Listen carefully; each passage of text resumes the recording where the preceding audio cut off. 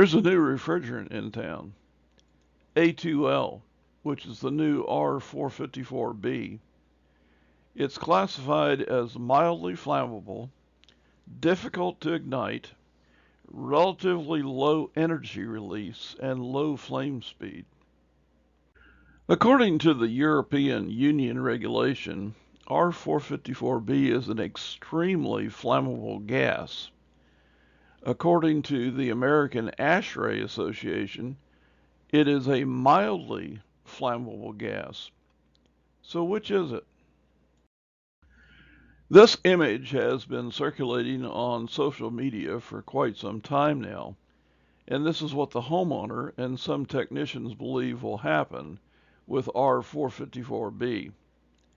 It will be your job to explain the A2L classification and dispel any fears the homeowner may have that this is going to happen to their unit with R454B refrigerant.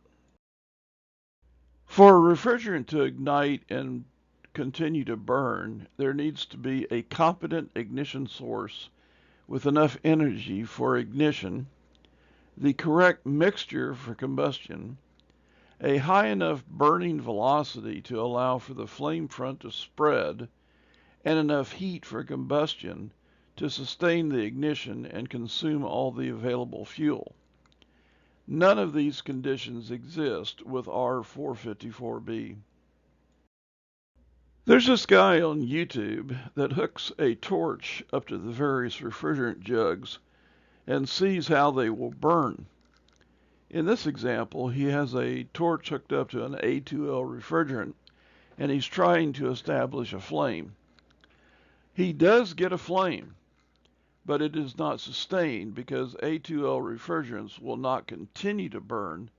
They will produce a flame, but they don't have enough velocity or heat to sustain that flame and continue to burn. There are also studies like this from Purdue University on the viability of various ignition sources to ignite A2L refrigerant. In the study from Purdue, when they used a cigarette or barbecue lighter, plug and receptacle, a light switch, a hand mixer, a cordless drill, friction sparks, hair dryer, toaster, hot plate insertion, or a space heater insertion, they were not able to get any ignition and produce a flame with these devices. I believe that there is enough evidence that the R454B refrigerant that is coming in the new equipment is mildly flammable and is not going to be a major concern in the field. With that in mind, when working with flammable refrigerants, the area should be well ventilated and a fire extinguisher, such as a dry powder class B, should always be on site. Go to arefco.com for more videos, like, subscribe, and check back every week for new videos.